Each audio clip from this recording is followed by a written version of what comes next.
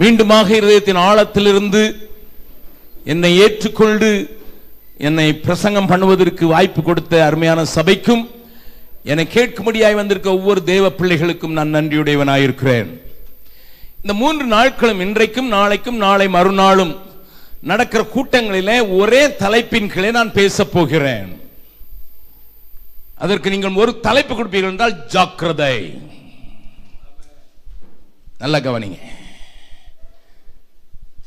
என்னையா விசித்திரமான ஒரு தலைப்பா இருக்குது அப்படின்னு சொல்வீங்க. நான் சொன்னது போல நான் இங்க வந்து இடிக்க அல்ல, கட்டுவிப்பதற்கு அழைக்கப்பட்டவன் என்றும் உங்களுக்கு உபயோகப்படுத்தப்பட வேண்டும் என்றும் நீங்கள் ஒருவருக்கொருவர் சிநேகமாக இருந்து தேவ திட்டத்தை நிறைவேற்ற வேண்டும் என்கிற ஆவல் கொண்டவனாக தேவ பருவத்தில், ஆண்டவரே பாரிஸுக்கு என்னை கொண்டு போறீங்க, எனக்கு தெரிஞ்ச பிள்ளைங்கள்லாம் ஸ்டீஃபனை போற ஆட்கள் தூரத்திலிருந்து கூட ஓடி வந்துருவாங்க. நான் வந்த உடனே கேட்டேன், சிலருடைய பேரெல்லாம் சொல்லி இவங்க வருவாங்களா இவங்க வருவாங்களா இவங்க வருவாங்களான்னு கேட்டேன். ஆமாம் வருவேன்னு ஃபோன் பண்ணியிருக்காங்கன்னு சொன்னாங்க. ரொம்ப சந்தோஷமாக இருந்தது. தேவன் உங்களை கொண்டு வந்திருக்கிறார் என்று சொன்னால் ஒரு முகாந்தரம் இருக்க வேண்டுமே. அந்த முகாந்தரத்துக்கு அடிப்படையான வசனங்களை எனக்கு கற்றுத்தாரும் என்று தேவ சமூகத்தில் இந்தியாவிலேயே காத்திருந்தேன். இன்னும் தெளிவை பெற்றுக்கொண்டே வந்தேன். நேற்றைய தினத்தில் நான் சொன்னது போல இந்த வருஷத்தில் மாத்திரம் 305 தடவை பேசிட்டேன். இன்னைக்கு 306வது தடவை பேசுகிறேன். நேற்றுக்கு அதுக்குள்ள தங்கச்சி சொன்னாப்பில் நீங்கள் பாட்டு மட்டும் சொல்லி கொடுக்கல, நல்ல செய்தியும் கொடுத்துட்டீங்க அப்படின்னு சொன்னாப்பில். ஸோ அப்போ அதை சேர்த்தா 306, இது 307வது தடவை. இந்த வருஷத்தில் மட்டும் பேசிக்கிட்டே இருக்கிறேன், களைக்காமல் பேசுகிறேன், ஓடுறேன். கர்த்தர் அது கிருபை செய்திருக்கிறார். ஆகினாலே நான் ஒவ்வொரு இடத்துக்கு போகும்போதும் தேவ சமூகத்தில் காத்திருந்து தேவன் தருகிற வார்த்தைகளை மாத்திரம் பேசுவதற்கு என்னை ஒப்பு கொடுத்திருக்கிறபடினால, ஆண்டவர் எனக்கு ஜாக்கிரதையை குறித்து பேசு என்று சொன்னதினால அதனுடைய அடிப்படையில் நான் உங்களோடு கூட பேச விரும்புகிறேன். நல்லா கவனிங்க. எனக்கு பாரிஸை பற்றி தெரியல, ஏன்னா பிரெஞ்சு வாசிக்க தெரியல. என்ன எழுதி போட்டிருக்காங்க, நான் நினைச்சேன் பாரிஸ் எழுதி போட்டிருக்கேன், அவ சொல்றா பார்க்குன்னு எழுதி போட்டிருக்கேன்ட்டு. ஆமா, எனக்கு அவங்க எந்த ஊர்ல இருக்கீன்னு கேட்டா ப்ராவின்ஸ் நான் வாசிக்கிறேன். அவன் இல்லை, ப்ராவின்ஸ் எல்லாம் கிடையாது. ஐயும் போகணும், எஸ் போயிடணும், எல்லாம் போயிடணும். என்னத்தை வெட்டிட்டு என்னத்தை வைக்கணும்னு எனக்கு தெரியறது இல்லை. அதனால எனக்கு பாரிஸ்ல என்ன எழுதி போட்டிருக்காங்கன்னு தெரியல. எங்க ஊரை பற்றி நல்லா தெரியும். எங்க ஊர்ல பெருசு பெருசா எழுதி போட்டிருக்கான் ஜாக்கிரதை ஜாக்கிரதை. ரயில்வே ஸ்டேஷன்ல எழுதி போட்டிருக்கான், பஸ் ஸ்டாண்ட்ல எழுதி போட்டிருக்கான், ஆமா தெருக்கல்ல எழுதி போட்டிருக்கான், பஜார்ல எழுதி போட்டிருக்கான். என்னன்னா ஜாக்கிரதை. பிராக்கெட்ல போட்டிருப்பான் திருடர்கள். நல்லா கவனிங்க. போலீஸ் இருக்குது, ஆனால் நம்மளையும் ஜாக்கிரதையா இருக்க சொல்றான். அங்கங்க சிசிடிவி கேமரா வச்சிருக்கான், எல்லாத்தையும் போட்டோ எடுக்குது. ஆமா, அது இப்போ வீடு வீடுக்கு வைக்க ஆரம்பிச்சிட்டாங்க. டாய்லெட்ல மட்டும்தான் வைக்கல, சில ஹோட்டல்ல அதுலயும் வச்சிருக்காங்க, எழுதியிருக்காங்க. ஆமா, கண்காணிக்கிற கேமராக்கள் வைக்கப்பட்டிருக்குது. மாறு உடையில சிஐடி சுத்திக்கிட்டே வரான், எவனாவது ஏதாவது பேசுறானா, எவன் மொழியும் சரியில்லாம இருக்கான்னுட்டு. அப்படி இருந்தாலும் ஜனங்களை எச்சரிப்பதற்கு என்ன எழுதி போட்டிருக்கான், என்ன எழுதி போட்டிருக்கான்? பக்கத்தில் உங்க கையை பிடிச்சி முகத்தை பார்த்து சொல்லுங்க பார்க்கலாம். அதே மாதிரி தான் ஆவிக்குரிய உலகத்திலையும் நான் தொந்தரவு பண்ற ஆளு தெரியும். தொந்தரவு பண்ணதுக்கு கீழ்ப்படிஞ்சாதான், இல்லைன்னா கதை பூட்டி போட்டு உள்ள விட வெளியே விட மாட்டேன். நல்லா கவனிங்க. ஆவிக்குரிய உலகத்திலையும் இது ஒரு சத்தம் போட்டுக்கிட்டே இருக்கும், சென்சார் மாதிரி. ஆமா, கள்ளன் கள்ளன் கள்ளன் கள்ளன்னு சொல்லும். இது அது மட்டும் இல்ல, கர்த்தருடைய கண்கள் பூமி எங்கும் உலாவிக் கொண்டிருக்கிற அந்த சர்வேலன்ஸ் கேமரா இருக்குது. இது அலாம் அடிக்கிறதுக்கு நம்மால என்ன செய்யலாம், சென்சார்ல ஸ்டிக்கர் ஒட்டிட்டு உள்ள போயிடலாம். பக்கத்துல சொல்லுங்க, உங்க சபையை பற்றி சொல்லுங்க சொல்லிடுறேன். ஆமா, இங்க ஒரு சென்சார் வச்சு நான் இந்த ட்ரெஸ்ல வந்தா உள்ள வரக்கூடாதுன்னு சொல்லினா அதுல ஸ்டிக்கர் ஒட்டிச்சுன்னா அது என்ன சொல்லும்? இது இருக்குது, டங்கு டங்கு டங்கு மணி அடிக்கிறதுக்கு இருக்குது. ஆனா இதுல ஸ்டிக்கர் ஒட்டிட்டு உள்ள வாத்தியார் போறாரு வராரு. அங்க இருந்து கண்ணு பாக்குறாரு, நீர் என்னை காண்கிற தேவன். இங்க பக்கத்துல பாக்கெட்ல எடுத்துடுறான். சொல்லுங்க, மறுபடியும் சொல்லுங்க. ஆவிக்குரிய உலகத்திலையும் திருடர்கள் ஜாக்கிரதை. அப்ப என்னுடைய வாழ்க்கையிலும் உங்களுடைய வாழ்க்கையிலும் வேதம் நமக்கு கவனமா இருப்பதற்கு ஒரு பொறுப்பை கொடுத்திருக்கிறது.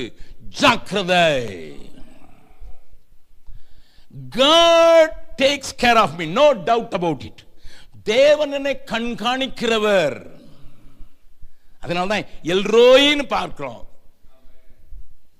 என்னை காண்கிற தேவனை நானும் கண்டேன் என்று இன்னைக்கு ஆகார் சொன்னது தான் எல்ரோயி அப்படின்னு சொன்னா.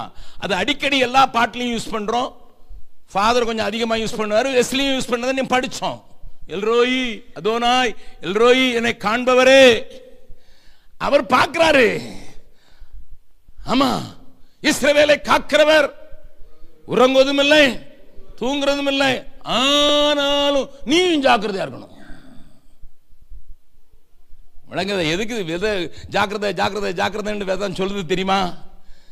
நான் வசனத்தை வச்சிருக்கேன்ப்பா, நான் பார்க்கிறேன்ப்பா, நான் உன்னை காக்கிறவன் தான். யா போலீஸ் இருக்குது, சர்வேலன்ஸ் கேமரா இருக்குது, அங்கங்க சிஐடி இருக்காங்க, எல்லாம் இருக்குது. ஆனாலும் ஜாக்கிரதை எழுதி போட்டிருக்கானே.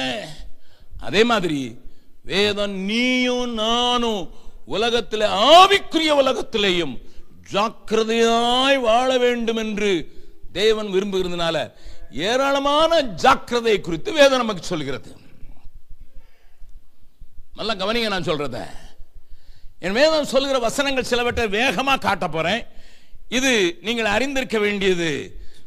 1 யோவான் 5வது அதிகாரம். தெரிந்த வசனங்கள் தான் நான் ஞாபகப்படுத்த முடிகிறேன். கோர்வையாக சொன்னால் தான் நான் சொல்ல விஷயங்கள் உங்களுக்கு தெரியும். 1 யோவான் 5வது அதிகாரம் 18வது வசனத்தை வாசிக்கலாம். தேவனால் பிறந்த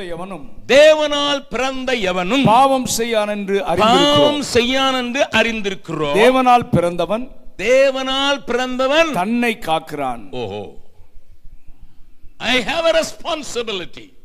தேவனால் பிறந்தவன் தன்னை காக்கிறான். பொல்லாங்கன் அவனை தொடான். பொல்லாத பிசாசினை தொட முடியாதுதான். பொல்லாங்கனுக்குள் வாழ்கிறவர்களை தொடக்கூடாதுதான். அது தேவ நோக்கம். ஆனாலும் ஆண்டவர் அடுத்த வசனத்திலும் ஒன்று சொல்றார். 19வது வசனம் அதை வாசிக்கலாம். நாம் தேவனால் உண்டாயிருக்கிறோம் என்றும் உலகம் முழுவதும் பொல்லாங்கனுக்குள் கிடக்கிறது என்றும் அறிந்திருக்கிறோம். ஆகையினால பொல்லாங்கன் உன்னை தொடாதபடிக்கு நான் உன்னை காக்கிறேன். பொல்லாப்பு உனக்கு நேரிடாது என்று நான் உனக்கு வாக்கு கொடுத்திருக்கிறேன். தூதர்களுக்கு கட்டளையிட்டிருக்கிறேன் உன்னை காக்கும்படி. இதெல்லாம் செய்திருந்தாலும் போலீஸ் வச்சிருக்கேன். ஆண்டவர் சொல்றாரு, போலீஸ் இருக்கிறான், தூதர்களுக்கு கட்டளையிடுவேன். உன்னை நான் காக்கிறதுக்கு அங்க ஆட்களை வச்சிருக்கேன். என் வசனத்தை வச்சிருக்கேன். சென்சார் அடிச்சிரும், சத்தம் போடும். என் கண்களும் பூமி எங்கும் உலாவிக் கொண்டிருக்கிறது. ஸ்டில் தேவனால் பிறந்தவன் தன்னை காக்கிறான்.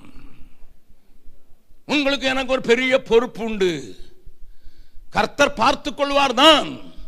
ஆனாலும் எனக்கும் உனக்கும் ஒரு பெரிய பொறுப்பு உண்டு. அது நான் ஜாக்கிரதையா இருக்க வேண்டும் என்று.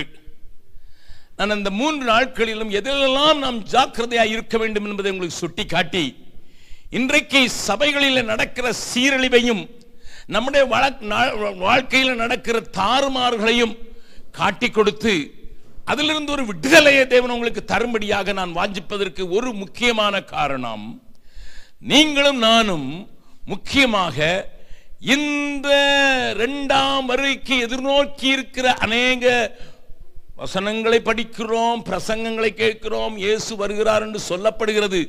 ஆனால் ஒரு காரியத்தை மறந்துவிடக் கூடாது என்பதை நினைவில் வைப்பதற்காக அவருக்கு முன்பாக நிற்க பாத்திரர்களாயிருக்க வேண்டும். ஏன்னா வேதம் சொல்கிறதை வாசிக்கலாம். லூக்கா எழுதின சுவிசேஷம் 21வது அதிகாரம், லூக்கா எழுதின சுவிசேஷம் 21வது அதிகாரத்துல இயேசு அழகான ஒரு வார்த்தை நமக்கு சொல்லிவிட்டு சென்றிருக்கிறார். அது நமக்கு தெரிந்திருந்தாலும் நான் வாசிக்கும்படியாய் கேட்கிறேன். 35வது 36வது வசனத்தை வாசிக்க போகிறோம். பூமி எங்கும் குடியிருக்கிற அனைவர் மேலும் அது ஒரு கண்ணியை போல வரும். அது கண்ணியை போல வரும். அதுங்க நிறைய எழுதிட்டு அது கண்ணியை போல வரும். ஆகையால் இனி சம்பவிக்க போகிற இவைகளுக்கு எல்லாம் நீங்கள் தப்பி மனுஷகுமாரனுக்கு முன்பாக நிற்க பாத்திரவான்களாக எண்ணப்படுவதற்கு. We know how to sing God you are worthy. நீர் பாத்திரர் என்று பாடுவதற்கு நமக்கு ஆனந்தமாய் இருக்கிறது. நாம் துதிக்கிறோம், நல்லது. அதோடு கூட நின்று விடாதீர்கள். நான் அவருக்கு முன்னதாக நிற்பதற்கு பாத்திரவான்களாக எண்ணப்பட வேண்டிய அவசியம் உண்டு. என்னுடைய வாழ்க்கையில நான் 56 வருடங்கள் இளைப்படையாமல் தேவனுக்கு பணி செய்வதற்கு என்னை ஒட்டுக் கொடுத்திருக்கிறவன். என் மகனை கேட்டு பாருங்கள், என் உடன் ஊழியக்காரனை கேட்டு பாருங்கள். அவர்கள் எல்லாருக்கும் தெரியும், அண்ணன் மூச்சு விடுறதுக்கு நேரம் இல்லைனாலும் ஓடிக்கிட்டே இருக்கிறாரு. ஏன் ஐயா 77 வயசுலயும் அதே துடிப்பு, அதே பாரம், அதே காரியம் இருப்பதற்கு ஒரு காரணத்தை நான் சொல்லிக் கொடுக்க முடியும். அது என்ன? காலையில் எழுந்து நான் செய்கிற முதல் ஜபத்தில் ஒன்று, உமக்கு முன்பாக நிற்பதற்கு நான் பாத்திரவானாக இருக்க வேண்டும். உமக்கும் எனக்கும் இடையில ஒன்று வந்துடக்கூடாது, ஆள் வந்துடக்கூடாது, பிரச்சனை வந்துடக்கூடாது, தேவை வந்துடக்கூடாது, வியாதி வந்துடக்கூடாது. ஏன்னா உம்மிட அன்பிலிருந்து பிரிக்கக்கூடாது ஆண்டவரே. அந்த அன்பை நான் ருசிக்க வேண்டும் என்பது என்னுடைய காலையில் எழுந்தவுடனே என்னுடைய செல்ஃப் எக்ஸாமினேஷன் பிளஸ் கமிட்மெண்ட். என்னை சோதித்து பார்க்கிறேன், அதற்கு என்னை ஒப்புக் கொடுக்கிறேன். ஆண்டவரே, உமக்கு முன்னதாக நிற்பதற்கு நான் தகுதி உடையவனாக இருக்க வேண்டும். என்னை குறித்து 1000 பேர் குற்றம் சாட்டினார்கள். Oh, never bothered about it because I stand before him. அவருக்கு முன்னதாக நிற்பதற்கு நான் என்னை தகுதியுடையவனாக மாற்றுவதற்கு அவருடைய கிருபையை சார்ந்திருக்கிறேன். நீங்களும் நானும் என்றைக்கோ ஆராதனைக்கு வரும்போது மாத்திரம்தான் தேவன் முன்னதாக நிற்பதற்கு தகுதியுடையவர்களாக மாறிவிடக்கூடாது. என்றைக்கு ராபோஜனம் அல்லது கம்யூனியன் எடுக்கிறீர்களோ, என்றைக்கு கர்த்தருடைய பந்தியில பங்கெடுக்கிறோம், அன்னைக்கு குளிச்சு முழிச்சு வெள்ள போட்டு வந்துட்டா போதுன்னு நினைக்கிறவர்கள் உண்டு. அதுவரைக்கும் எல்லா அட்டகாசம் பண்ணுவான். ஆமா, கம்யூனியன் எடுக்கும்போது ரொம்ப பயபக்தியா, இயேசுவே சிலுவையில செத்து போயிட்டீர, கண்ணில் கண்ணீர் ஊட்டும். நல்லா கவனிங்க, அந்த வசனத்தை நல்லா பாருங்க. எப்பொழுதும் நிற்பதற்கு நான் தகுதியாக, எப்பொழுதும் மனுஷகுமாரன் நிற்க பாத்திரமான என்னப்படும் எப்பொழுதும். My dear people of God, தேவ ஜனங்களே, அவருக்கு முன்னதாக நிற்பதற்கு நீங்களும் நானும் ஒவ்வொரு நாளும் மட்டுமல்ல ஒவ்வொரு நேரத்திலையும் அவருக்கு முன்னதாக நிற்பதற்கு நீங்கள் கற்றுக்கொண்டீர்கள் என்றால் அதை போல பாக்கியமானது ஒன்றுமே இல்லை. இது தேவன் நமக்கு கற்றுக் கொடுத்தது, ஆண்டவரே நமக்கு சொல்லிக் கொடுத்தது. இதைத்தான் பவுல் பின்னதாக எழுதுகிறார். வாசிக்கலாம். எபேசியர்களின் நிருபம், எபேசியர்களின் நிருபம் 5வது அதிகாரத்தில், எபேசியர்களின் நிருபம் பவுல் சொல்லுகிற வார்த்தையை பாருங்கள். 25 பின்பகுதியில் இருந்து 27 வரை வாசிக்கலாம். அப்படியே கிறிஸ்துவும் சபையில் அன்பு கூர்ந்து, அப்படியே கிறிஸ்துவும் சபையில் அன்பு கூர்ந்து தாம் அதை திருவசனத்தை கொண்டு, தண்ணீர் முழுக்கினால் சுத்திகரித்து பரிசுத்தமாக்குகிறதற்கும் கரை திரை முதலானவைகள் ஒன்றுமில்லாமல் பரிசுத்தமும் பிழையற்றதுமான மகிமையுள்ள சபையாக அதை தமக்கு முன் நிறுத்திக் கொள்வதற்கும் தம்மை தாமே அதற்காக ஒப்புக் கொடுத்தார். Don't forget this. ஐயா, it is not only an individual. தனி மனிதன் மாத்திரமல்ல தேவனுக்கு முன்பாக நிற்பது. அங்கே நான் தனி மனிதனை பற்றி பேசினேன். லூக்காவிலே ஆண்டவர் சொன்னார், மனுஷகுமாரன் முன்பாக நிற்பதற்கு.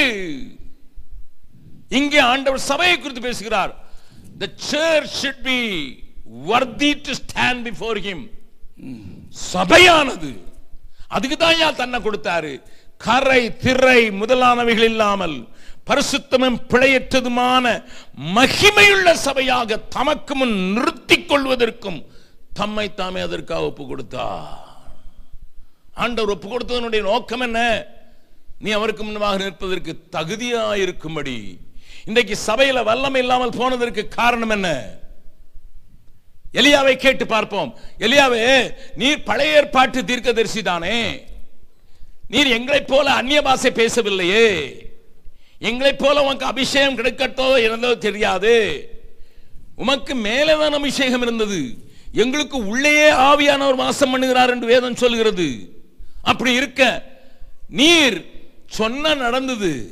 மழையை நிறுத்தினா மழை நடந்தது, அக்னி கொண்டு வந்த அக்னி வந்தது. நாங்க நடக்கிறது, நாங்க சொல்ற ஒண்ணும் நடக்க மாட்டேங்குது. நாங்க சொல்ற எதுவும் நடக்க மாட்டேங்குது. என் பிள்ளை கூட கீழ்ப்படிய மாட்டேங்குது. போகாத இடம்னா அங்கதான் போகுது.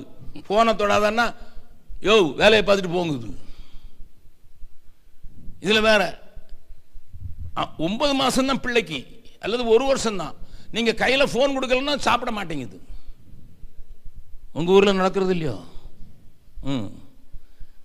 ஆமா. அன்னைக்கு அம்மா மடியில வச்சுட்டு நிலா நிலா வா வா நில்லாமல் ஓடிவான்னு சொல்லி விட்டு பாட்டு பாடினாங்க. இப்போ பிள்ளை படிக்குது. பாருமா பாரு, ரஜினிகாந்த் எப்படி அடிக்கிறார் பாரு, அடிச்சு கொன்னுருவேன்.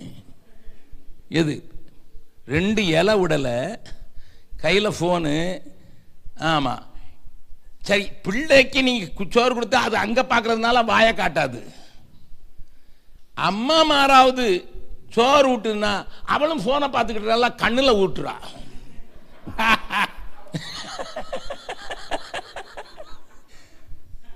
தாயை போல பிள்ளை, நூலை போல சேலை. உண்மைதானே? உண்மைதானே? உண்மைதானே?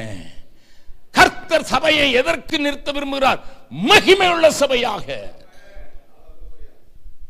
அழகான பாட்டு. எனக்கு வெஸ்லி எழுதின எல்லா பாட்டை காட்டிலும் எங்கள் மத்தியில் உலாவிடும் சொல்லிட்டு, அந்த மகிமையான தேவன் நம்ம மத்தியில் உலாவணும்னு சொல்ற அந்த மகிமையான பிரசன்னத்தை வாஞ்சிக்கிறது வெறும் ஆலயத்தில் மாத்திரமல்ல, சபை, முழு சபை. It's not an individual sir. ஆதி சபையை எடுத்து பாருங்க, 2 பேர் வந்தான், அனனியா சப்பீரான்ட்டு. ஆண்டவருடைய கிருபை எல்லார் மேலே இருக்குது, பரிபூர்ண கிருபை உண்டாயிருக்குது, எல்லாரும் பயங்கரமா இருக்காங்க, எழுப்புதல் அப்படி இருக்குது. இவன் 2 பேரும் வந்து ஒருத்தரோட ஒருத்தர் பேசிக்கிட்டாங்க. இன்னைக்கு நம்ம நாடகம் போட போறோம். வீட்டில் என்ன பேச்சு நடக்குது? இன்னைக்கு நம்ம போய் என்ன போட போறோம்? பக்கத்தில் உங்க சொல்லுங்க, உங்களை சொல்லல. இன்னைக்கு சபையில் வந்து நம்ம நடிக்க போறோம். அவன் அனன்யா சொல்றான், சப்பீரால அந்த மனுஷன் ரொம்ப பொல்லாத ஆளு, உள்ளுக்குள்ள என்ன இருக்குன்னு கண்டுபிடிச்சிட்டானா. அரே பேதுரு நமக்கு தெரியாதா? நீங்க போங்கத்தான் மச்சான், நீங்க போங்க. 2 பேரும் சேர்ந்து போனா தான் கண்டுபிடிச்சிருவான். ஏன்னா நீ திருன்னு என்னைய பார்ப்பேன், நான் உன்னைய பார்ப்பேன். அதனால தனித்தனியா போவோம். நீங்க கொண்டு காணிக்க செலுத்துங்க, நான் பின்னால போய் இவ்வளவு தான் வித்தன்று ஆமோதிக்க வர்றேன்.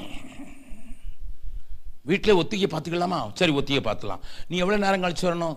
உனக்கு மேக்கப் போடுறதுக்கு எவ்வளோ நேரம் ஆகும்? நீ சேலை கட்டுறதுக்கு எவ்வளோ நேரம் ஆகும்? சரி, உனக்கு ஒரு கார் எனக்கு ஒரு கார், அதனால் நீ இந்த காரில் போ, நான் இந்த காரில் போகிறேன். பாரிஸில் இப்படி தான் நடக்குது. ஒரு காரில் வந்தால் உருப்படியாக வந்திருப்பான் தேவனை ஆராதிக்கணுன்ட்டு. தனித்தனியாக கார் வந்ததுனால அவன் எங்கே போயிட்டு வரான்னு எனக்கு தெரியுமா? நாடகம் போடுவோம், நாடகம் போடுவோம். அனன்யா வந்து உடனே, ஐயா எங்களுக்கு ஆவியானவர் ஏறி அவ்வளோத்தையும் வித்து கொண்டு கொடுக்க சொன்னார். அவன் பார்த்தான், இவ்வளவு தானே வித்தீர்கள், உங்கள் நிலம் பெருசாச்சு, அதுக்கு விலை ஜாஸ்தி கொடுத்துருக்கணுமே. அவர் சும்மா தான் கேட்டார். ஏன்னா அவருக்கு இந்த மார்க்கெட் வேல்யூ தெரியும். பக்கத்தில் கைப்பிடி சொல்லுங்க, யாருக்கு தெரியுதோ இல்லை, பாஸ்டருக்கு மார்க்கெட் வேல்யூ ரொம்ப தெரியும். மார்க்கெட்டில் நிலம் எவ்வளவுக்கு விற்கிறன்னு தெரியும். இவன் நிலத்தை வித்தானா இவன் நிலம் எங்கே இருந்துன்னு தெரியும். ஆமாம் வித்தேன்னு சொல்ல. உடனே கேட்குறான், இவ்வளோ தான் விற்றீங்களா? ஒன்று ஆமாம், போய் சொன்னா, டக் விழுந்து போச்சு. நல்ல கவனிங்க. சபையா கரை திரை இல்லாத சபையை உருவாக்கிட்டு இருக்கிற ஆண்டவர்கிட்ட உள்ள வந்து ஒரு கப்பிள் வந்து நின்று அதை கெடுத்த போது தேவனுடைய ஆவியானவருடைய துக்கம் எவ்வளவா இருக்கும்.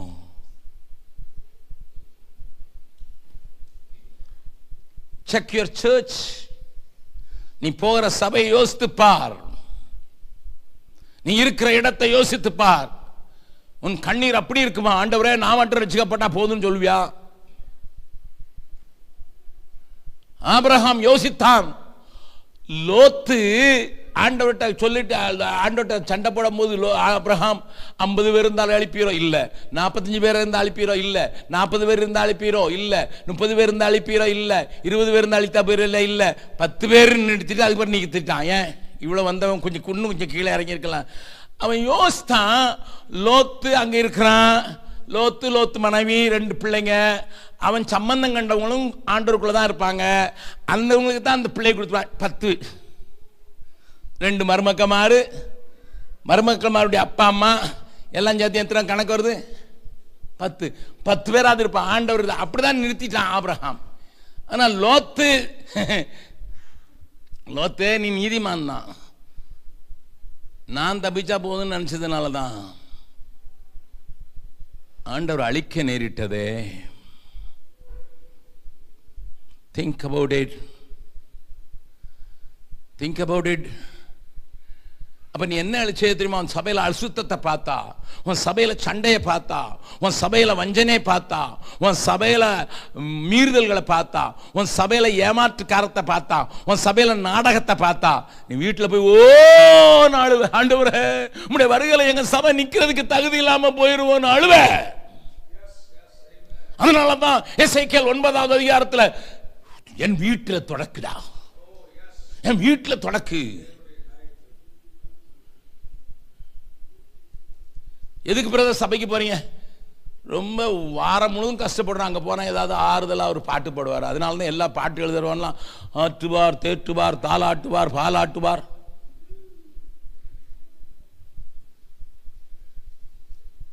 நான் சபையில் வந்து இன்னும் ஒரு அடி வளர விரும்புகிறேன்னு சொல்லி வர்றவங்க எத்தனை பேர்? வேற வழி இல்லாமல் பாஸ்டருங்களும் நர்ஸ் மாதிரியே இருக்காங்க. போட்டிருக்குது டாக்டர் செய்கிறது நர்ஸ் வேலை. பட்டம் போட்டிருக்கான் டாக்டர். டாக்டருக்கும் நர்ஸுக்கு என்ன வித்தியாசம் சொல்லுங்க? நேற்று 2 பிள்ளைங்க நீ பார்க்க வந்தாங்க, இன்னைக்கு இல்லை, காணோம். அவங்கள்ட்ட நான் சொன்னேன், நீ என்ன படிக்க போறேன்னுட்டு. அவங்க அம்மா சொன்னாங்க, இவர் டாக்டர் தான் ட்ரை பண்ணுறான், இடம் கிடைக்கல, அதனால நர்ஸ். நான் சொன்னேன், ஏன் நர்ஸை பார்க்கக்கூடாது? அவங்க சொன்னேன், டாக்டர் வேலை வித்தியாசம், நர்ஸ் வேலை வித்தியாசம். பக்கத்தில் இருக்கவங்க கைப்பிடி சொல்லுங்க. நான் சொல்றதெல்லாம் இதெல்லாம் மறக்கக்கூடாது. டாக்டர் வேலை வித்தியாசம், நர்ஸ் வேலை வித்தியாசம். டாக்டர் வியாதி என்ன இருக்குன்னு பார்ப்பாரு. இவர் போட்டிருக்கதான் டாக்டர் ரெவரண்ட். இவருக்கு வியாதி, அவருக்கே வியாதி. இவருக்கே மோப்பம் பிடிக்கிறது தெரியாது, ஏன்னா மூக்கு அடைச்சிக்கிட்டு இருக்குது. அவன் அழுகிறானா, அவன் நல்லா இருக்கிறானா, இல்லைன்னா சென்ட் அடிச்சு வந்திருக்கானா தெரியுமா? சொல்லுங்க. தெரியாது. துர்நாற்றமும் தெரியாது, நரநாற்றமும் தெரியாது. ஆமா, டாக்டர் வியாதியை கண்டுபிடிச்சு மனசு கொடுக்கிறவர். நர்ஸ் தாளாட்டுவார். பக்கத்தில் கேளுங்க, உங்க உங்க பாஸ்டர் நர்ஸா டாக்டரா? கேளுங்க கேட்டுச்சுங்க. நிறைய சபையில் வந்திருக்கீங்க. இந்த ஆள் வந்தாலே கூட்ட கலைச்சிட்டு போயிடுவான். No problem. ஆமா, பவுல் சொல்றாரு, பாலூட்டுகிற தாய், நர்சிங் மதர்.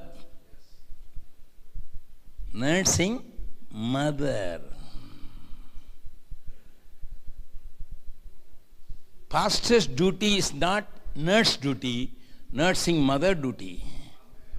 டாக்டர் பட்டம் போடாமலே டாக்டர் ஆகணும், இல்லைன்னா பாஸ்டரா இருக்கிறதுக்கு வராத. அடி வாங்கிடுவாங்கிட்ட. என்கிட்ட வந்து ஆர்டினேஷன் சொன்னீங்கன்னா நான் காலை ஒடிச்சு விட்டுறேன். ஏன்னா நீ உனக்கு வியாதியை கண்டுபிடிக்க முடியுமா?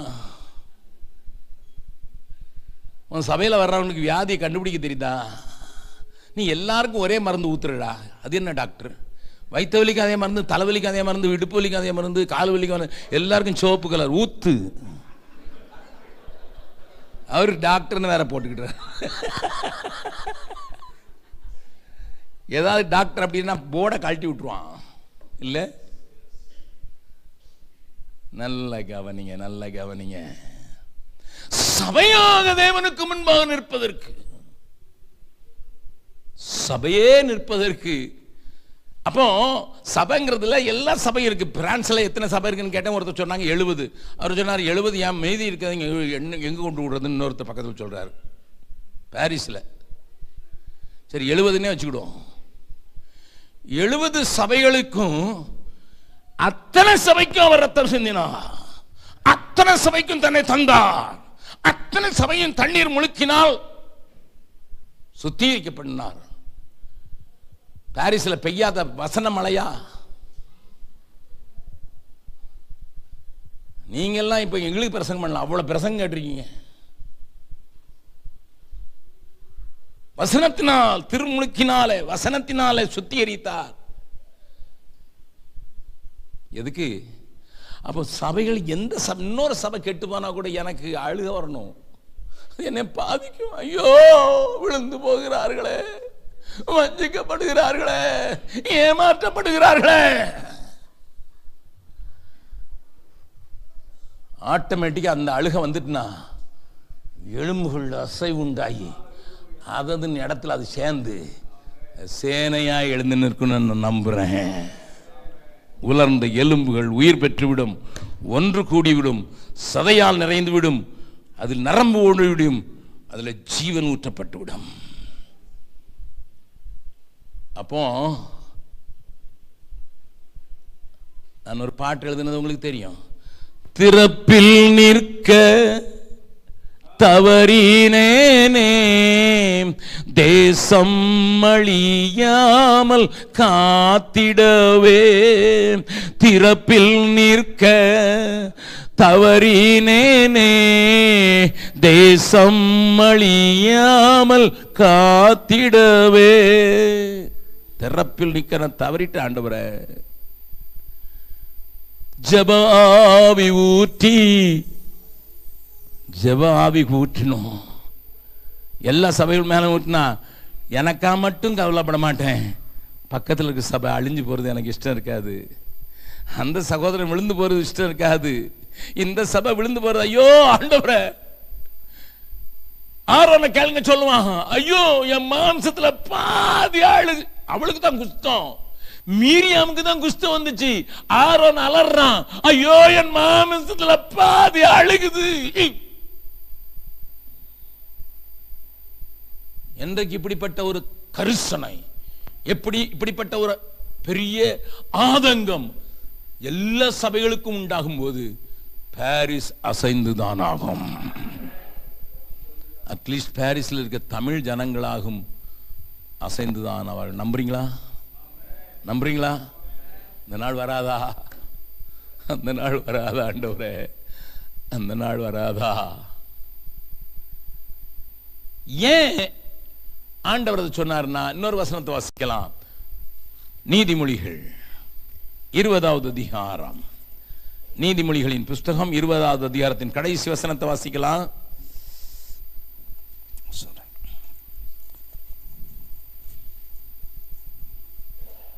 சாரி, 22வது அதிகாரம், 22வது அதிகாரம். தன் வேலையில் ஜாக்கிரதையாய் இருக்கிறவனை நீ கண்டால், ஜாக்கிரதையாய் இருக்கிறவனை நீ கண்டால், அவன் நீசருக்கு முன்பாக நில்லாமல் ராஜாக்களுக்கு முன்பாக நிற்பான். பக்கத்தில் உங்க கையை பிடிச்சு சொல்லுங்க, நீங்க ராஜாவாகிய இயேசுனால நிற்கணும்னா ஜாக்கிரதையா இருக்கணும்.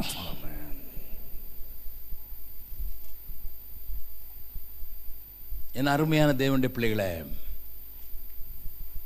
உங்களை அவர் நிறுத்த வேண்டும் என்றால் நீயும் ஜாக்கிரதையாக இருக்க வேண்டும். நான் நாளை கடைசி நாள் அந்த வேலையை குறித்து பேசுறேன், இல்லைன்னா நாளைக்கு பேசுறேன்.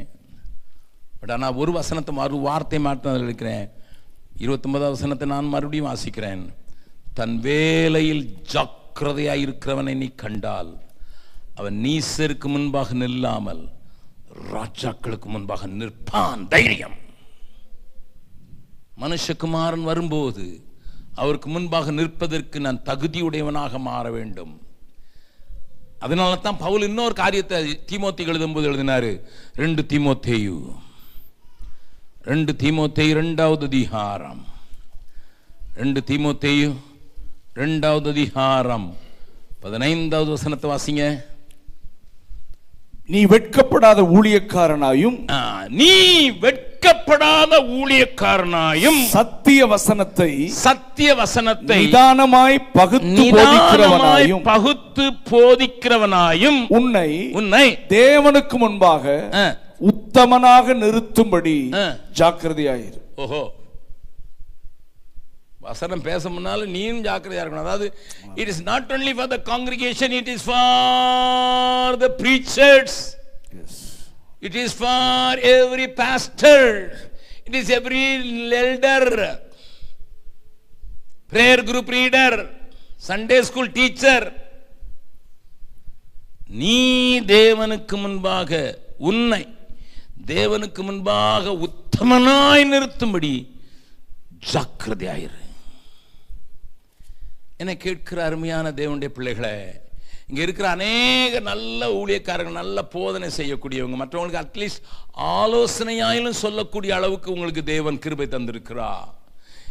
அது அன்னைக்கு நாங்கெல்லாம் வரும்போது அன்னைக்கு கேசட்டில் சில செய்தி தான் வருது. எங்களை மாதிரி ஆட்கள் தான் நாங்கள் கொஞ்சம் அதிகமாக கேசட்டை விட்டவங்க. மற்றவங்க செய்தியெல்லாம் வராது. ஆனால் இப்போ தோலாம் துருத்தி எல்லாரும் செய்தியும் வருது. என்ன வாட்ஸ்அப் வந்துட்டு, யூடியூப், ஐடியூப், எல்லா டியூப் வந்துட்டு, ஃபேஸ்புக் வந்துட்டு. அதனால் எப்படியோ ஒரு விதத்தில் நம்ம எல்லாரும் போதிக்கிறோம். போதிக்கிற எல்லாரும், மற்றவங்களுக்கு புத்தி சொல்லுகிற எல்லாரும், மற்றவங்களுக்கு ஆலோசனை சொல்றதுக்கு சபையில் உபயோகப்படுகிற எல்லாரும் உன்னை தேவனுக்கு முன்பாக உத்தமனாக நிறுத்தும்படி ஜாக்கிரதையார். எமில் ஜெபசிங் என்று சொல்லப்படுகிற ஒரு தேவ மனிதன் இப்படி எழுதினார். உத்தமமாய் முன் செல்ல உதவி செய்யும் யெகோவா, ஊக்கமதை கைவிடாமல் காத்து கொள்ள உதவும், ஊக்கமதை கைவிடாமல் காத்து கொள்ள உதவும், உத்தமமாய் முன் செல்ல உதவி செய்யும் யெகோவா. உத்தமமாய் முன் செல்ல உதவி செய்யும் யெகோவா என்கிற பாடல்கள் எங்களை வாலிப வேதத்தில் அப்படியே உலுப்புகிற ஒரு பாடல். ஒரு கன்னிகையோடு நாங்கள் தவறான எண்ணங்களில் பார்க்க முடியாதபடி என்னெல்லாம் காத்து கொண்டதற்கு அந்த பாடல் எனக்கு எத்தனை உதவி என்று நான் அறிவேன். நானும் வாலிபனாக இருந்து தானே வந்தேன். நானும் கல்லூரியில் படித்தேன் அல்லவா. நான் வேலை செய்கிற கம்பெனியில் 2000 பேர் வேலை செய்தோம். ஒரு பெரிய கம்பெனி. அங்க 500 பெண் பிள்ளைகள், அழகான பிராமண பிள்ளைகள். அந்த இடத்துல எங்களை காத்துக்கொள்ளணும்னா இந்த பாட்டுகள் அடிக்கடி நான் பாடுவது வழக்கம். அந்த நாட்கள் தான் அந்த பாட்டு எழுதப்பட்டது. நான் வேலை செய்து கொண்டிருக்கும் போது, உத்தமமாய் பின் செல்ல, உமக்கும் பின் செல்ல, உலகத்தில் நான் முன்னேறி செல்ல உதவி செய்யும் அதுவா, ஊக்கம் அதை கைவிடாமல் காத்துக்கொள்ள உதவும் என்று அன்றைக்கு நான் ஆரம்பத்தில், இந்த கிறிஸ்தவ வாழ்க்கையின் ஆரம்பத்தில் பாடின பாடல் இன்றைக்கு வரைக்கும் என்னை ஓடுவதற்கு பலத்தை தந்திருக்கிறது. என்னை கேட்கிற அருமையானவர்களே, ஏன் ஆண்டவர் உங்களை ஜாக்கிரதையா இருக்க சொல்கிறார்? உன்னை தனக்கு முன்னதாக நிறுத்திக் கொள்வதற்கு நீ பாத்திரனாய் இருக்கும்படிதான். இதைத்தான் பவுல் தன்னுடைய பாஷையில சொல்றார். என்ன சொல்றார் பாருங்க. கொலோசியர்களின் நிருபம் 1வது அதிகாரம் கடைசி 2 வசனங்களை வாசிக்கலாம். கொலோசியர்களின் நிருபம் 1வது அதிகாரத்தின் கடைசி 2 வசனங்கள். எந்த மனுஷனையும், நல்ல கவனிங்க வார்த்தைகளை, எந்த எந்த மனுஷனை கிறிஸ்து இயேசுவுக்குள் தேறினவனாக நிறுத்தும்படிக்கு அவரையே நாங்கள் அறிவித்து எந்த மனுஷனுக்கும் புத்தி சொல்லி எந்த மனுஷனுக்கும் எல்லா ஞானத்தோடு உபதேசம் பண்ணுகிறோம். அதற்காக நல்ல கவனிங்க, அதற்காக நான் எனக்குள்ளே வல்லமையாய் கிரியை நடப்பிக்கிற அவருடைய பலத்தின்படி போராடி பிரயாசப்படுகிறேன். I strive hard, போராடுறேன், பிரயாசப்படுறேன். என் நோக்கமெல்லாம் எந்த மனுஷனையும், மறுபடியும் சொல்றேன், எந்த மனுஷனையும் கிறிஸ்துவுக்குள் தேறினவனாக, எந்த மனுஷனுக்கும் புத்தி சொல்லி, எந்த மனுஷனுக்கும் உபதேசம் பண்ணுகிறோம். ஒரு ஆளை விட மாட்டேயா, எல்லாருக்கும் புத்தி சொல்றது தெரியுமா? எல்லாரும் தேறினவர்களாக நிற்கணும். அதுக்கு தான் என் பலத்தை உபயோகப்படுத்துறேன். வல்லமையா எனக்குள்ள கிரியை செய்கிற பலத்தை நான் வெளிப்படுத்துறேன். ஆட்டம் பாட்டம் கொண்டாட்டம் போட்டுட்டு, வெறும் வான வேடிக்கை போட்டுட்டு, எலக்ட்ரானிக் புகையை போட்டுட்டு, ட்ரம்மை கிழிச்சிட்டு, இப்போ ட்ரம்மை கிழிக்கக்கூடாதுன்னு சொல்லி தான் எலக்ட்ரானிக் ட்ரம் வந்துச்சு. ஆனாலும் ஸ்க்ரீனை கிழிக்கிறான். வேத வசனங்களோடு இன்னைக்கு நடக்கிற காரியங்களை ஒப்பிட்டு பார்க்கும்போது என் மனசெல்லாம் ஐயோ ஆண்டவரே, தேவ ஜனமே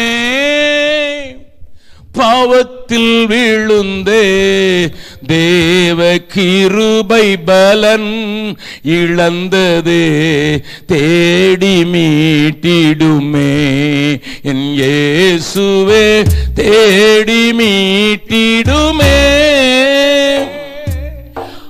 ஆதி அன்பெல்லாம் வாழ்வில் குறைந்தே ஆடம்பரம் நிறைந்தே, அன்பெல்லாம் வாழ்வில் குறைந்தே ஆடம்பரம் நிறைந்தேன். பின்மாறினர் மங்கும் திரிகள் எல்லாம் அணையுதே மனதுருகிடுமே. மங்கும் திரிகள் எல்லாம் அணையுதே மனதுருகிடுமே. தேவ ஜனமே பாவத்தில் விழுந்தே தேவ கிருபை பலன் இழந்ததே தேடி மீட்டிடுமே என் இயேசுவே, தேடி மீட்டிடுமே. தியாகம் எளிமை வாழ்வில் வருமோ சிநேகம் உலகினிலே, தியாகம் எளிமை வாழ்வில் வருமோ சிநேகம் உலகினிலே, செலுத்திய ராதி பிரதிஷ்டைகளும் உடைந்ததே ஜோதி மங்கிடுதே. ஆதி பிரதிஷ்டைகளும் உடைந்ததே ஜோதி மங்கிடுதே. தேவ ஜனமே பாவத்தில் விழுந்தே தேவ கிருபை பலன் இழந்ததே தேடி மீட்டிடுமே என் இயேசுவே, தேடி மீட்டிடுமே.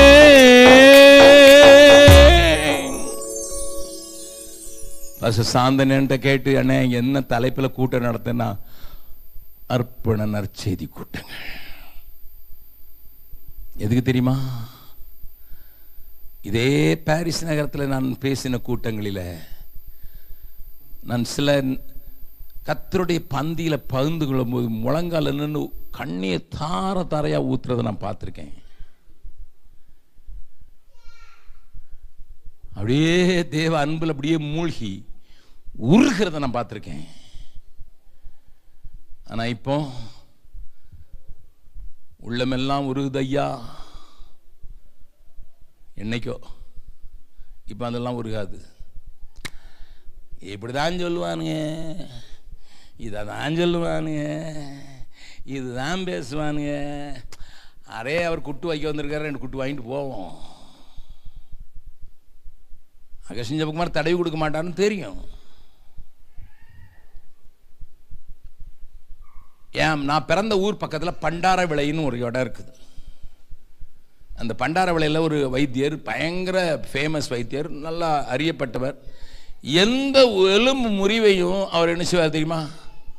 சரியாக்கிடுவார். ஆமாம், எலும்பு முறிஞ்சு கை ஒடிஞ்சு போச்சு, கால் ஒடிஞ்சு போச்சுன்னா அவர் கரெக்டாக வச்சுருவார். என்ன சின்ன பிள்ளைங்களுக்கும் உடஞ்சி போச்சு, அது விளையாடுறது மேரி விழுறதுல விளையாடுங்களா, அவர்கிட்ட கூப்பிட்டு போனால் அவர் என்ன செய்வாருங்கிறது மட்டும் நான் சொல்கிறேன். தம்பி எங்கடா உடஞ்சது அப்படின்னு பேசிக்கிட்டே இருப்பார். இந்த கை இப்படியே இருக்கும், பளீர் அடிப்பார் இந்த தொடையில், ஐயோ அதுக்குள்ள மாட்டிடுவார். அகஸ்டின் ஜெபக்குமார் அந்த பண்டாரபல வைத்தியர் தான். நான் அடிக்கிற அடியில் உனக்கு எலும்பு சரியாயிரும்பா, இந்த வலியை நீ பார்க்க முடியாது இல்லைன்னா, அதுக்கு தான் கொஞ்சம் நேரம் அடிக்கிறதுக்கு மாதிரி ஒரு பளீர்னு கொடுக்குறேன். தவறுக்காக அல்ல, திருத்துவதற்காகவே.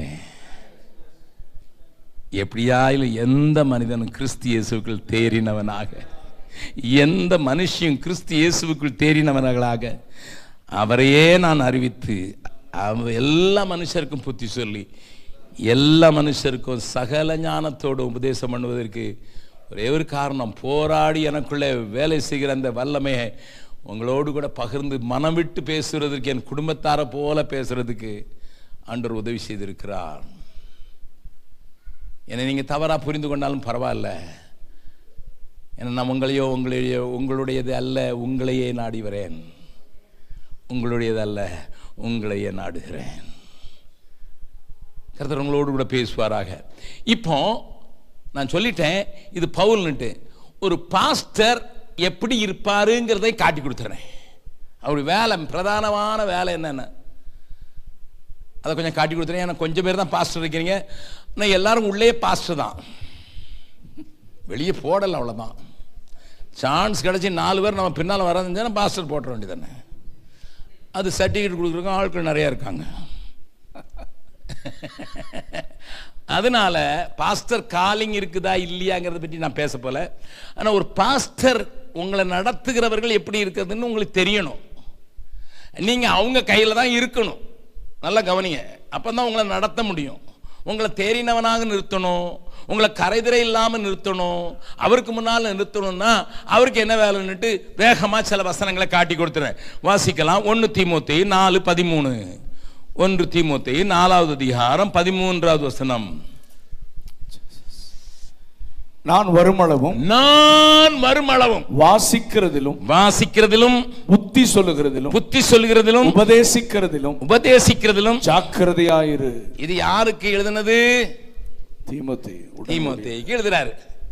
தீமோத்தேயு, நான் நீ எபேசியர் சரியா இருக்கணும்னு விட்டு இருந்திருக்கப்பா, நீ வாசி, நீ பைபிள் ஒழுங்கா வாசி. ஆமாமா, சில பாஸ்டருங்க கூகுளில் பார்த்தே பிரசங்கம் பண்ற பாஸ்டருங்க ஏராளம் இருக்கிறாங்க, நமக்கு தெரியும். ஆமா, என் செய்தியை ஒரு பாஸ்டர் கேட்க கூடாதுன்னு சபையில் திட்டமான அறிவிப்பு. அப்பதான் சபையில் இருக்கவங்களுக்குலாம் கொஞ்சம், அண்ணன் உங்க செய்தியை கேட்கவே கூடாதுன்ட்டு. ஆனா அதுல ஒரு தங்கச்சி மட்டும் திருட்டுத்தனமா என் கூட்டத்துக்கு வந்து உட்கார்ந்துருப்பா. அதுக்கு பிறகுதான் அவளுக்கு தெரிஞ்சது, இந்த ஆள் என் சீடியை கேட்டுட்டு பிரசங்கம் பண்றான். அதனால வந்தானா அந்த காரியம் தெரிஞ்சிருமேங்கிறதுக்காக யாரும் போகக்கூடாது, அகஸ்டின் ஜெபக்குமார் மட்டும் யாரும் போகக்கூடாது. ஆனால் நான் மட்டும் கேட்டு உங்களுக்கு அதே தான் வாமிட் பண்ணுவேன். அவரா வாசித்து அவரா ஒன்றும் செய்யறதில்லை. நல்லா கவனிங்க, புஸ்தகங்களை ரெஃபர் பண்றது தப்பு இல்லை, மற்றவங்களுடைய பிரசங்கங்களை கேட்கறது தப்பு இல்லை. ஆனால் உன் ஆட்டுக்கு என்ன புல்லு போடணும்னு பாஸ்டர்களுக்கு தெரிஞ்சிருக்கணுமா வேண்டாமா? ஆமாம், இந்த ஆட்டுக்கு நான் தான் மேய்ப்பேன், நான் தான் இரவும் பகலும் இதை கண்காணிக்கிறதுக்கு வைக்கப்பட்டிருக்கேன், இரவும் பகலும் கண்ணீர் ஒடிக்கிறதுக்கு நான் தான் வைக்கப்பட்டிருக்கேன். கர்த்தருடைய சமூகத்தில் இந்த வார்த்தை இந்த வாரம் உனக்கு கர்த்தர் சொல்றான்னு சொல்ற தெரியாத பாஸ்டர்கள் பின்னால போயிடாத. He will definitely lead you to eternal destruction. அழிவுக்கு நேராக கொண்டு போயிடுவான். தேவ சமூகத்தில் காத்து கடந்து என் சபைக்கு என்ன செய்தி சொல்லணும்னு ஆண்டவர் சொல்றாருன்னு சொல்லி ஆண்டவரிடத்திலிருந்து வசனத்தை பெற்றுக்கொள்கிறவன் வர்றவன் உன்னை வளர்ப்பான், உன் குறைகளை சுட்டி காட்டுவான், உனக்கு சும்மா பாலிஷ் போட்டுலாம் இருக்க மாட்டான். ஆண்டவர் என்ன சொல்ற உன்னை ஒருவேளை தேற்ற சொன்னான்னு தேற்றுவான், ஆற்ற சொன்னான்னா ஆற்றுவான், கண்டிக்க சொன்னான்னா கண்டிப்பான். தீமோத்தேயுவே கவனம் அறிவு. 2வது இன்னொரு வசனம் வாசிக்கலாம். 3வது அதிகாரம் 2வது வசனம். 1 தீமோத்தேயு 3:2. ஆகையால் கண்காணியானவன் குற்றம் சாட்டப்படாதவனும் ஒரே மனைவியுடைய புருஷனும் ஜாக்கிரதை உள்ளவனும். நல்ல கவனிங்க, ஜாக்கிரதை உள்ளவன், ரொம்ப ஜாக்கிரதையா இருப்பான். தெளிந்த புத்தி உள்ளவனும் யோக்கியதை உள்ளவனும் அந்நியரை உபசரிக்கிறவனும் போதக சமர்த்தனமாய் இருக்க வேண்டும். நிறைய குவாலிஃபிகேஷன் போட்டிருக்கு. அவன் ஜாக்கிரதையா இருப்பான், தன்னுடைய வாழ்க்கையை குறித்து ரொம்ப ஜாக்கிரதையா இருப்பான், ரொம்ப ஜாக்கிரதையா இருப்பான். ஏனோ தானோன்னு வாழ மாட்டான், ஏனோ தானோன்னு பேச மாட்டான்.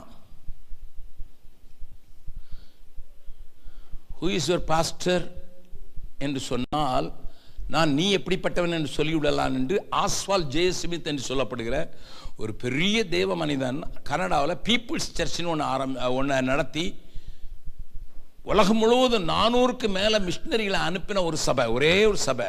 400 மிஷினரிகள் மேலே கனடாலேருந்து அனுப்புறதுனா ஒரு மிஷினரி அனுப்புறதுனா சாதாரணமானதில்லை. அந்த மிஷினரி தரிசனம் கொண்ட ஒரு சபையை பீப்புள்ஸ் சர்ச்னு டொராண்டோவில் இருக்குது, போனால் விசிட் பண்ணுங்க, ஆங்கிலத்தில் நடக்கும். அந்த சபையை நடத்தின ஒரு தேவ மனுஷன் ஆஸ்வால் ஜே ஸ்மித். உன் பாஸ்டர் யாருன்னு சொல்லி நான் உன்னை பற்றி சொல்லிடுறேன், யாரை பின்பற்றுகிறாய் என்று சொல்லிடுறேன், நான் சொல்லிடுறேன் நீ யாருன்னு. Check check sir, who is your pastor? அடுத்தார் போல 2 தீமோத்தேயு ஜாக்கிரதையா இருந்தான்னு சொல்ற வார்த்தைகளை காட்டு கொடுக்கிறேன். 2 தீமோத்தேயு 2வது அதிகாரம் 15வது வசனம். நீ வெட்கப்படாத ஊழியக்காரனாயும் சத்திய வசனத்தை நிதானமாய் பகுத்து போதிக்கிறவனாயும் உன்னை தேவனுக்கு முன்பாக உத்தமனாக நிறுத்தும்படி ஜாக்கிரதையாயிரு. போதிக்கிறதுல ரொம்ப தெளிவான ஒரு போதனை. He will teach, he is not just preaching. எதுக்கு நான் அந்த போதகர்களை காட்டி கொடுக்குறேன் தெரியுமா? அவங்களுடைய பிரதான வேலை முழு சபையையும் தேவனுக்கு முன்பாக நிறுத்துவதில் ஜாக்கிரதையாக இருக்க வேண்டும். ஒரு சம்பவத்தை வேதத்திலிருந்து காண்பிக்க போகிறேன். அது தனிப்பட்ட வாழ்க்கைக்கும் சபைக்கும் பொருந்துங்கிறதுனால அதை காட்டி கொடுக்க போகிறேன். மீதமுள்ளதை நாளைக்கு நான் தொட போகிறேன். ஆனால் அதுக்கு முன்னால் ஒரு வசனத்தை வாசிக்கலாம். 2 கொரிந்தியர் 8வது அதிகாரம் 22வது வசனம். 2 கொரிந்தியர் 8வது அதிகாரம் 22வது வசனம். மேலும் அநேக காரியங்கள். நல்ல கவனிங்க, பவுல் இங்க ஒரு மனுஷனை குறித்து எழுதுறாரு. அவரை குறித்து எழுதும்போது அவரை தீத்து என்கிற அவனுடைய உடன் ஊழியக்காரரோட சேர்ந்து பணத்தை கையில கொடுத்து எருசலேமுக்கு கொண்டு போறதுக்கு இன்னொரு மனுஷனை தீத்துவோட போக சொல்றாரு. அவனை பற்றி இங்க ஒரு சாட்சி சொல்லி இருக்குது. He is just a helper, உடன் ஊழியக்காரர். நல்ல கவனிங்க, முதல்ல ஊழியக்காரனை பற்றி சொன்னேன், இப்போ உடன் ஊழியக்காரராக இருக்கிறவர். எல்லாரும் இங்கே சண்டே ஸ்கூலில் உதவி செய்வீங்க, வாலிபர் கூட்டத்தில் உதவி செய்வீங்க, இங்கே ஆராதனைக்கு உதவி செய்வீங்க, இந்த மாதிரி மியூசிக் போடுவீங்க, எப்படியோ உதவி செய்கிற உதவிக்காரர்களாக இருக்கிற ஒரு மனுஷனுடைய காரியத்தை பவுல் எழுதுகிறார். பவுல் தீத்து பணத்தை எடுத்துட்டு போறான் எருசலேமுக்கு. அவன் கூட கணக்கு வழக்கெல்லாம் சரியா வச்சிருக்கோன்னு காண்பிக்கிறது நிரூபிக்கிறதுக்கு ஒரு அசிஸ்டன்ட் அனுப்புறார். அசிஸ்டன்ட் பற்றி பாருங்க, இப்ப வாசிக்கலாம் 22வது. மேலும் அநேக காரியங்களில், என்னது அநேக காரியங்களில் ஜாக்கிரதை உள்ளவன் என்றும் நாங்கள் பலமுறை கண்டறிந்தவனும், ரொம்ப கேர்ஃபுல்லான ஆளு, கண்டறிந்தவனும் இப்பொழுது உங்கள் மேலுள்ள மிகுந்த நம்பிக்கையினாலே, உங்க மேல மிகுந்த நம்பிக்கை வச்சிருக்கனால அதிக ஜாக்கிரதை உள்ளவனாகிய நம்முடைய சகோதரனையும் இவர்களோட கூட அனுப்பி இருக்கிறோம்.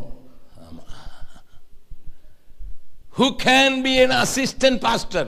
who can be a helper in the Sunday school, who can be a helper in the music team, who can be a helper in the sound system, who can be யாரையா இந்த உதவி ஊழியம் சேர கதற போட்டாலும் சரி தான், இந்த கேமரா எடுத்தாலும் சரி, யாரையா இருக்கணும்? இங்க பாருங்க, அந்த வசனத்தை மறுபடியும் வாசிக்கிறேன். அநேக காரியங்களில் ஜாக்கிரதை உள்ளவன். நாங்க பல முறை டெஸ்ட் பண்ணோம், கண்டறிந்தவன். அது மட்டும் இல்ல, இப்பொழுதும் உங்க மேல் உள்ள மிகுந்த நம்பிக்கையினால அதிக ஜாக்கிரதை உள்ளவனா இருக்கிற. Taking responsibility of people. மற்றவங்க தப்பு செஞ்சுட்டா செய்யக்கூடாதுங்கிறது ரொம்ப கேர்ஃபுல்லா இருக்கிற ஆளு. நீங்க தப்பு பண்ணிடக்கூடாதுன்னு சபையில் யாரும் தப்பு பண்ணிடக்கூடாதுன்னு கோல் சொல்றதுக்கு இல்லை, ஜாக்கிரதையா இருக்கிற ஆளு. கோல் சொல்றதுக்கு நிறைய பேர் இருக்காங்க.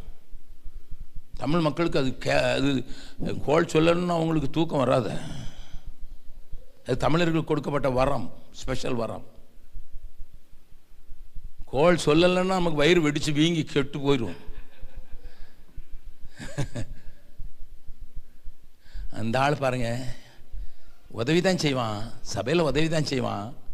ஒருவேளை பாடலாம், ஒருவேளை கதரை போடலாம், ஒருவேளை கதவை போட்டலாம், அவன் அசிஸ்டன்ட் தான். ஆனால் உங்கள் மேலே வச்சிருக்க நம்பிக்கையினால மிகுந்த ஜாக்கிரதை உள்ளவன். இப்போ நான் ஒரு ஆளை காட்டி கொடுக்க போகிறேன். பழைய ஏற்பாட்டிலேருந்து திருப்புங்க பார்க்கலாம். 1 ராஜாக்கள் 20வது அதிகாரம். 1 ராஜாக்கள் 20வது அதிகாரத்தில் ஒரு சம்பவம் இருக்குது. இது எத்தனை பேர் நீங்கள் விளங்கும்படி வாசிச்சிருக்கீங்கன்னு எனக்கு தெரியாது. இந்த அதிகாரத்தை வீட்டில் போய் இன்னைக்கு சாப்பிடமுனால வாசிச்சுட்டு சாப்பிடுங்க. ஹோம்ஒர்க் இல்லைன்னா தூங்க முன்னாலேயாவது வாசி. கதை தானே, கதை மாதிரி இருக்கிறது வாசிக்கலாம்ல. இங்கே பெனதாத்னு ஒரு சீரியாவுடைய கேப்டன் அல்லது ராஜா, அவனை பிடிச்சாச்சு உயிரோட. இஸ்ரவேலுக்கு எதிரிகள் பிடிச்சி அவனை இங்கே கொண்டு வந்தாங்க. எங்கே கொண்டு வந்தாங்க? ஆகாபிட்ட கொண்டு வந்தாங்க. ஆகாம்ங்கிற இஸ்ரவேலின் ராஜா இடத்துல சீரியாவினுடைய ராஜாவாகிய பெனதாத்தை கொண்டு வந்தாங்க. வந்து என்ன சொன்னாங்க? 31வது வசனம். 1 ராஜாக்கள் 20. அப்பொழுது அவன் ஊழியக்காரர் அவரை நோக்கி, அதாவது ராஜாவாகிய ஆகாபனுடைய ஊழியக்காரர் அவனை நோக்கி, இதோ இஸ்ரவேல் வம்சத்து ராஜாக்கள். சாரி, இது வந்து பெனதாத்தினுடைய ஆட்கள் சொல்றாங்க. இதோ இஸ்ரவேல் வம்சத்து ராஜாக்கள், இஸ்ரவேல் வம்சத்து ராஜாக்கள், தயவுள்ள ராஜாக்கள் என்று கேட்டிருக்கிறோம். தயவுள்ள ராஜாக்கள் என்று கேட்டிருக்கிறோம். நாங்கள் ரட்டுக்களை எங்கள் அறைகளில் கட்டி, நாங்கள் ரட்டுக்களை எங்களை அறைகளில் கட்டி, கயிறுகளை எங்கள் தலைகளில் சுற்றி, கயிறுகளில் எங்கள் தலைகளில் சுற்றி கொண்டு இஸ்ரவேலின் ராஜாவினிடத்தில் போவோம். இஸ்ரவேலின் ராஜாவினிடத்தில் போவோம். ஒருவேளை உம்மை உயிரோட வைப்பார் என்று சொன்னார். ராஜா, நாங்க சொல்றத கொஞ்சம் கேளுங்க. நாங்க ஒரு டிராமா போட போறோம். என்ன போட போறோம்? டிராமா போட போறோம். நாங்க தலையில கயிறெல்லாம் கட்டி இரட்டெல்லாம் உடுத்து போய் உயிரோடு வைக்கிறதுக்கு ஏதாவது அவங்ககிட்ட ஏதாவது ஒரு சின்ன, ஏன்னா அவன் ரொம்ப இஸ்ரவேல் ஜனங்க ரொம்ப தயவு உள்ளவங்க, ரொம்ப கடின இருதயம் அவங்களுக்கு கிடையாது அப்படின்னு கேள்விப்பட்டிருக்கோம். நம்மள மாதிரிலாம் கிடையாது, கொஞ்சம் சாஃப்டான ஆட்கள் தான். அதனால அது நாங்கள் போகிறோம், என்ன நடக்குதுன்னு பார்க்கலாம். அடுத்த வசனம். இரட்டை தங்கள் அறைகளில் கட்டி, கயிறுகளை தங்கள் தலைகளில் சுற்றி கொண்டு இஸ்ரவேலின் ராஜாவினிடத்தில் வந்து உயிரோடு வெய்யும் என்று உமது அடியானாய பெனதாத் விண்ணப்பம் பண்ணுகிறான் என்றார்கள். நல்லா கவனிங்க, இவனுங்க டார்னான போடுறான். உம்முடைய அடியான் சண்டைக்கு வந்தான், கொல்ல வந்தான். இப்ப சொல்றான் அடியான், பிடிபட்டான். அடியானாய பெனதாத் விண்ணப்பம் பண்றான், அவர் உயிரோடு விட்டுருமா. உடனே இவர் என்ன சொல்றாரு? அதற்கு அவன் இன்னும் அவன் உயிரோடு இருக்கிறானா, அவன் என் சகோதரன். அப்பா, லூசிஃபரையும் அப்படிதான் சொல்றாங்க நிறைய பேர்.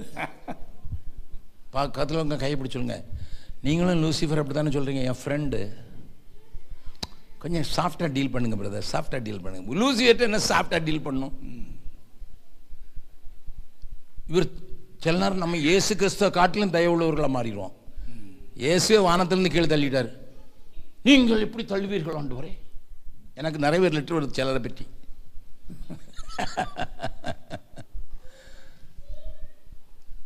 உடனே அவன் உயிரோடு இருக்கான், என் பிரதர். உடனே 33வது வசனம்.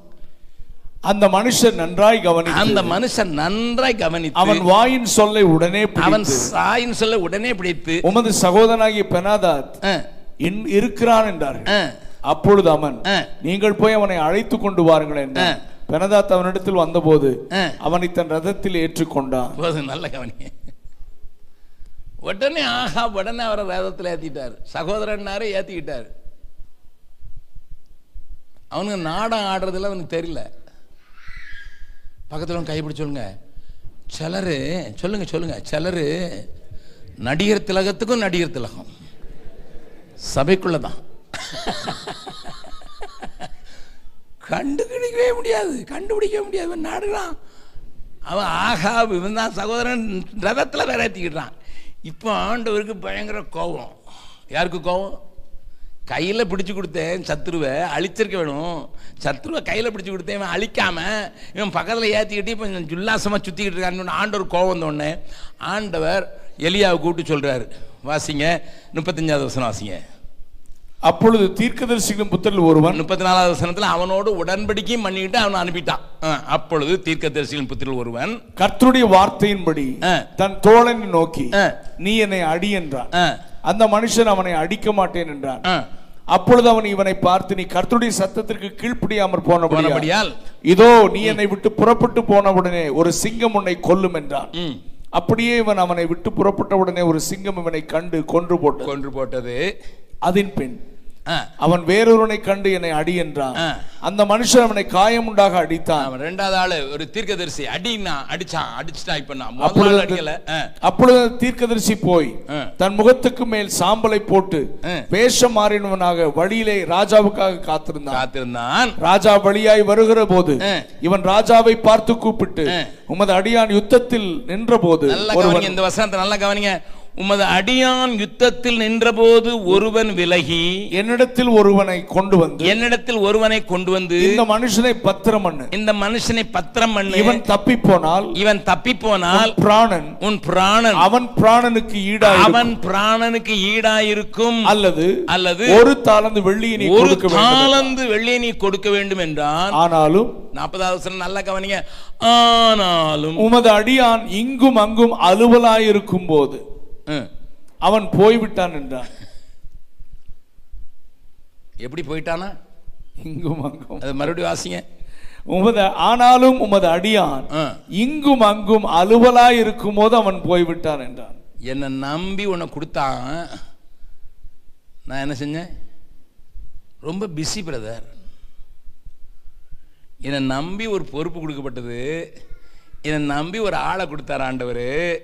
என்னை நம்பி ஒரு காரியத்தை கொடுத்தாரு, ஒரு கிருபையை கொடுத்தாரு, ஒரு தாளந்தை கொடுத்தாரு. ஆனா நான் என்ன செஞ்சேன்? அங்கும் எங்கும் அலுவலா இருக்கும்போது அவன் போய்விட்டான். கையை விட்டு போயிடுச்சு. பக்கத்தில் சொல்லுங்க. உங்களை பற்றி சொல்லுகிறாங்களோ? சொல்லுங்க, கேட்டு வச்சிருங்க. சொல்றாங்களோ? எத்தனை பேரை தவற விட்டுட்டீங்க. ஏன்னா பிஸி. அங்கும் எங்கும்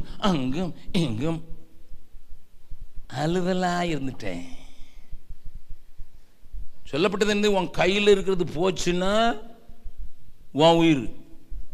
அல்லது ஒரு தாலந்து வெள்ளி. ஒரு தாலந்து வெள்ளிக்கு எவ்வளவு தெரியுமா? ஒரு தாலந்து வெள்ளின்னா எவ்வளவு தெரியுமா? 1000 கோடி ஈரோ. 1000 கோடி ஈரோ போச்சுன்னா கொடுக்கணும்.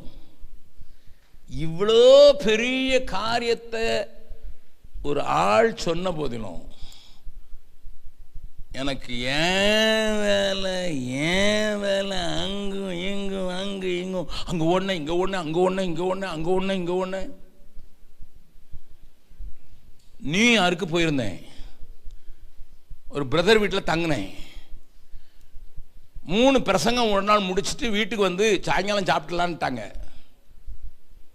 எனக்கோ பசி.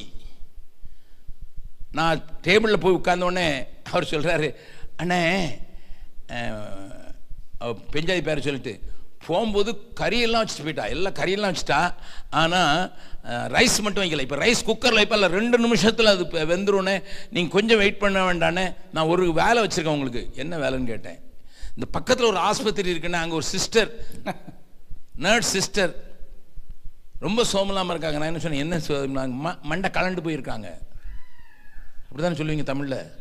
நம்ம மண்டை கலண்டு போயிருக்காங்க, டிப்ரெஷனில் இருக்காங்க, அதுக்கு தான் அப்படி சொல்லுவாங்க. அப்போ ஜோம் பண்ணிட்டு வந்துடுவானே, அதுக்குள்ளே இந்த சோறு வந்துடுவானே. நான் சொன்னேன் எதுக்குன்னு கேட்டேன். அவங்க புருஷன் இந்தியாவிலேருந்து வந்தவங்கண்ணே, புருஷன் கைவிட்டுட்டாருண்ணே, 2 பிள்ளைங்கண்ணே, 2 பிள்ளைங்களையும் ராஜீவ் காந்தி படித்தார்ல அந்த ஸ்கூலில் சேர்த்துருக்காங்கண்ணே. அந்த பிள்ளைங்களுக்கு பயங்கரமான ஃபீஸ் கட்டணும்னே, ஆணும் பொண்ணு ஒன்றுண்ணே. அதுக்காக அமெரிக்காவில் இவங்க 3 ஆஸ்பத்திரியில் வேலை செய்கிறாங்கண்ணே. 6 மணி நேரம் ஒரு ஆஸ்பத்திரியில், 6 மணி நேரம் அடுத்த ஆஸ்பத்திரியில், 6 மணி நேரம் அடுத்த ஆஸ்பத்திரியில், 3க்கும் ஓடி ஓடி அங்கே இங்கும் ஓடி ஓடி சம்பாதிச்சு பிள்ளைங்களுக்கு ஃபீஸ் கட்டுறாங்கண்ணே. நான் சொன்ன மண்டை கலராமல் என்ன செய்யும்? 18 மணி நேரம் வேலை, போக வர்றதுக்கு 4 மணி நேரம், 22 மணி நேரம் ஆச்சு. எப்போ தூங்குவான்னு கேட்டேன். குளிக்கும் போதே தூங்குவா.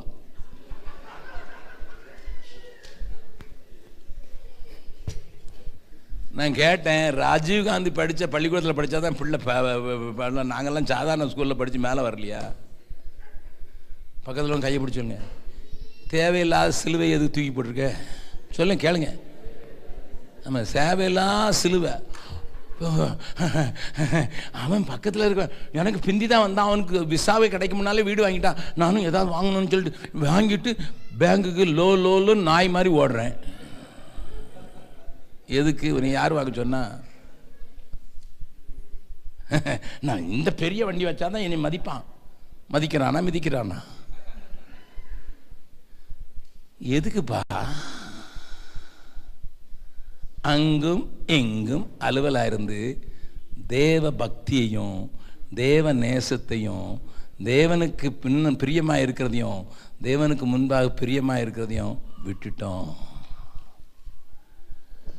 நீ போய் கேட்டீங்கன்னா அந்த வசனத்தை சொல்லி இருக்குது. 42வது வசனம் பாருங்க. இவன் அவனை நோக்கி, அதாவது தீர்க்கதரிசி ஆகாபை நோக்கி, சங்காரத்துக்கு நான் நியமித்த மனுஷனை கையிலிருந்து தப்பி போகும்படி நீ விட்டபடியினால், உன் கையிலிருந்து தப்பி போகும்படி நீ விட்டபடியினால், உன் பிராணன் அவன் பிராணனுக்கு ஈடாகவும் உன் ஜனம் அவன் ஜனத்துக்கு ஈடாகவும் இருக்கும் என்று கர்த்தர் சொல்லுகிறார். அதனால் இஸ்ரவேலின் ராஜா சலிப்பும் விசனமுமாய் தன் வீட்டிற்கு போக புறப்பட்டு சமாரியாவுக்கு வந்தான். இந்த கூட்டத்தில் வந்த யாரும் சலிப்பும் விசனமா வீட்டுக்கு போயிடக்கூடாது. பிரதர் அகஸ்டின் ஜெபக்குமார், நாங்கள் ஜாக்கிரதையா இருப்போம். எங்களை நம்பி தந்திருக்கிறார் ஆண்டவர். கிருபை தந்திருக்கிறாரு, தாளம் தந்திருக்காரு, பிள்ளைகளை தந்திருக்கிறாரு. எங்களை நம்பினார், அதனால தான் கொடுத்தாரு. எங்களை நம்பி ஒரு வேலையை கொடுத்துருக்காரு. எங்களை நம்பி சபையிலையும் பொறுப்பு கொடுத்துருக்காரு, வெளியிலையும் பொறுப்பு கொடுத்துருக்காரு. என்னை நம்பி அவர் தந்த பொறுப்பதனை அவர் வரும் வரை காத்துக்கொள்வேன். என்னை நம்பி அவர் தந்திருக்க பொறுப்பு என்னதுன்னு எனக்கு தெரியாது. உங்களை என்னைய நம்பி இருக்கிறாரு. I know what he has given me. எனக்கு என்ன கொடுத்தாருன்னு எனக்கு தெரியும். ஆனால் என்னுடைய ஜெபம் இல்லை, ஆண்டவரே நீங்கள் வர்றது வரைக்கும் ஜாக்கிரதையாய் காத்துக்கொள்வேன், ஜாக்கிரதையாக ஜீவிக்க போகிறேன், ஜாக்கிரதையாக வாழ போகிறேன். ஏனோ தானோ வாழ மாட்டேன், ஏனோ தானோ வாழ மாட்டேன். ஒரே ஒரு வசனத்தை மாத்திரம் முடிக்கிறேன். ரோமர்கள் நிருபம், அதை குறித்து நாளைக்கு கொஞ்சம் விவரமாக பேசுகிறேன். 12வது அதிகாரம் 11வது வசனம். ரோமர்கள் நிருபம் 12வது அதிகாரம் 11வது வசனம். அசதியாயிராமல் ஜாக்கிரதையாயிருங்கள், ஆவியிலே அனலாயிருங்கள், கர்த்தருக்கு ஊழியம் செய்யுங்கள். எல்லாரும் கண்களை மூடலாம். யாரும் இந்த நேரம் டிஸ்டர்ப் ஆகக்கூடாது, யார் எந்திரிக்கூடாது. நான் 2 நிமிஷத்தில் முடிக்கிறேன்.